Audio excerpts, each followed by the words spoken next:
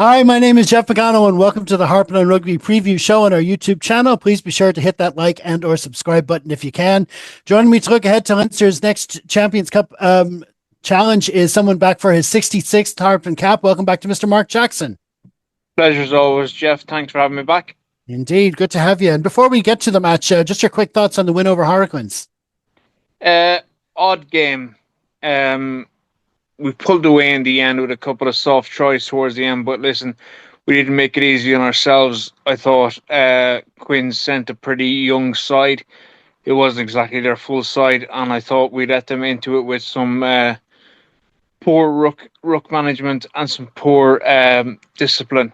I thought our defence was a bit easily got at times as well. But listen, it's 5 points. It's a start that we wanted, and we move on. Yeah, exactly. I mean, we said it on the pod that there were some positives to the performance. We looked pretty good with the ball, especially when we got into their 22. But it was when they got into ours that was an issue. And like you say, it wasn't exactly their strongest team, and they came away with the bonus point. But listen, like you say, 5 points, get out of Dodge, move on, and let's now have a quick look at our feature match of the week, which is of course Leicester Tigers v Leinster in round two of the 2025-26 Investec Champions Cup. It's taking place at the Mattioli Woods Welford Road Stadium on Friday, December 12th, kicking off at 8 p.m. with TV coverage on Premier Sports 1. Leinster named their matchday squad at lunchtime on Thursday. If you're watching on YouTube, it should be right there in the screen, or for pod listeners, it's in the program notes. Now, Mark has picked out a couple of points from the Leinster starting lineup, starting with the second row. Yeah, I picked up 2 points here. The second row and back row, I'm going to talk about them as one group, to be honest with you, because this is where the power from the Leinster team has got to come. I think if you give a good listen to Tom's analysis of the game on Saturday, he was talking about how Leinster play and how their attack is trying to be formed. I think it was a top notch analysis, and I think the most important players for this Leinster team for how we want to play are these five players. It's got to provide serious ruck ball. I think we're concentrating too much on plans and almost third and fourth phase possession at the moment. I think we've got to concentrate on first and second phase and getting clean, quick, accurate possession for our halfbacks and centres to do some damage, and that comes down to those five guys in the middle of the selection, from Joe McCarthy to Caelan Doris. I expect those five guys to have both rooking and carrying at the top of their game, and I think it's going to be a lot different to the Harlequins challenge posed by Leicester this week, and they're in for a tough enough game.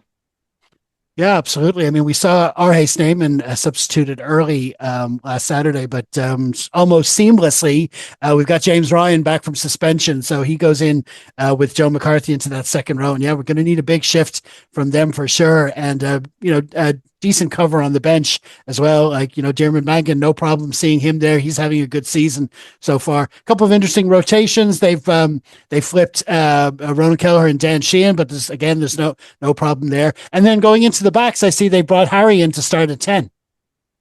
Yeah, I think that's no problem. I think Harry deserves a start. To be honest with you, he's had some good form. I think his year away in Bristol seems to have done the world of good. He runs onto the ball a lot flatter than say Sam does, who seems to sit in the pocket a bit more. So it's an interesting aspect to how the game is going to go. As Tom said last week, you've got Sam there who likes to fling passes out, and Harry probably runs onto the ball more and is more of an attacking threat, ball in hand. And I think we'll see some more of that from Harry this weekend. Yeah, absolutely. And another big change actually for Leinster this week. We see James Lowe coming back. Great to see him. Number 11, unfortunately, it's at the expense of Jordan Larmour, who picked up a bad injury there. But the completely different unit, the centres, Robbie Henshaw and Rico coming in. Now, what kind of partnership do they'll have? It's a different kind of centre partnership to the Frawley Ringer one we had last week. Probably more direct, I would say, in terms from the 12 position from Robbie Henshaw. He probably doesn't have the hands that Kieran Frawley has, but listen, he's tough as all boots, and I expect a really solid performance from Robbie. He needs to get back into probably what has been a tough 12 months to 18 months for him. Personally, I don't think he's set the world alight. He's had a few injuries, So I'd like to see him get his hands on the ball early and get some direct running. As for Rico, he's got to learn the systems, whatever they may be. But I think, listen, he's a world class operator, and whatever he goes about, I think he'll work well with Robbie. Yeah, absolutely. And you mentioned Tom's analysis. I mean, if the viewers want to check that out, the last two videos back on our YouTube feed, he goes over the how we approached from an attacking standpoint, and like I say, it'd be interesting to see how we do that on Friday night as well. Okay, so now it's time to have a quick look at the Leicester Tigers. They currently sit fourth in the Premiership after 4 wins and 2 defeats in the early rounds. Last weekend, they opened their Champions Cup campaign with a 20-39 defeat in La Rochelle. What do you make of their lineup, Mark? It's a very different lineup this week to last week. They sent over a very young and callow side to France, and kind of kind of did okay actually. To be fair, La Rochelle got some tries at the end to put a bit of gloss on the team, but La Rochelle went at them up front, and they had a very young enough team, Leicester. But they've definitely changed their side this week, and I think they'll definitely have a go at Leinster, especially at the breakdown.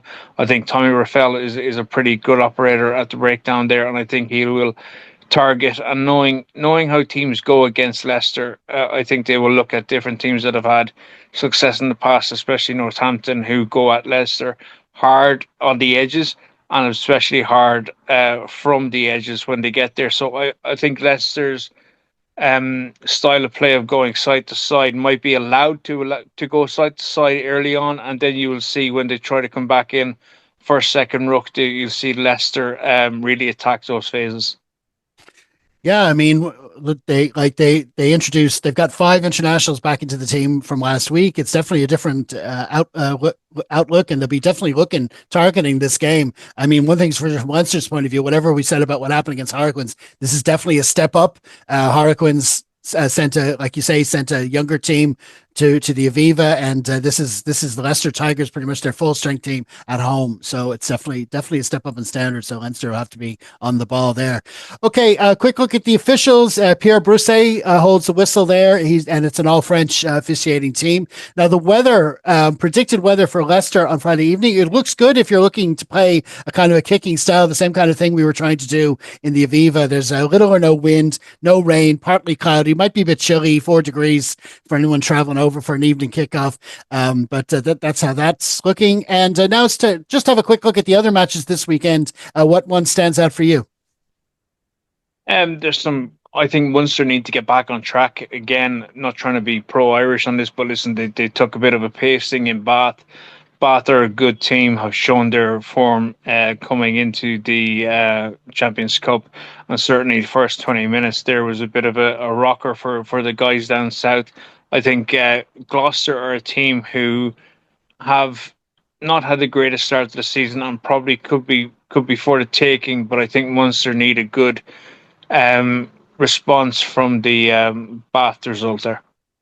Yeah, Ross Byrne and Rob Russell just getting the lay of the land down there in Gloucester, but should be interesting to see how that one turns out. Elsewhere, we've got the Ulster hoping to capitalize on their big win over Racing. They go to play the Dragons. Connacht in the Challenge Cup, they're away to the Cheetahs.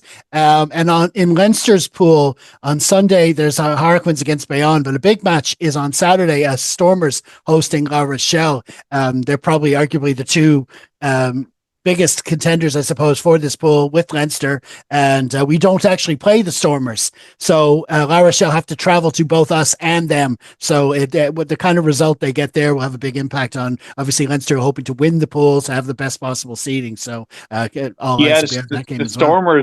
The Stormers are a team I would definitely keep an eye on, both in the URC and the Champions Cup.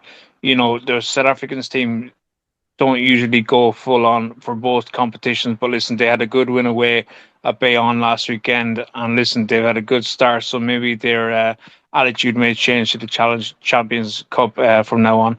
Absolutely, especially the way they turned things around at Thomond Park the week before as well. They're definitely on a good run to start the season. Okay, so now we go back to our feature match, and it's a head on the block time, Mark. How do you see it going in Leicester on Friday? I don't think this is going to be an easy game at all.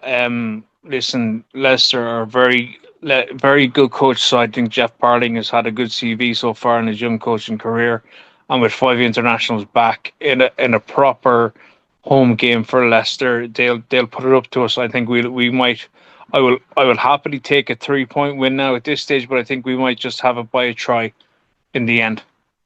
Fingers crossed, but like we say, we'll definitely have to up the standards from last week. So we'll see how they get on. Okay, we're going to leave it there, man. Thanks for joining us again, Mark. Always good to see you.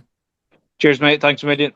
And thanks to you all for checking out our latest preview show. Be sure to enjoy the match wherever you are. Look out for that Rap Pod recording on Sunday evening. Hopefully, you'll help us out by liking, sharing, and subscribing. In the meantime, stay safe, everyone. Slán.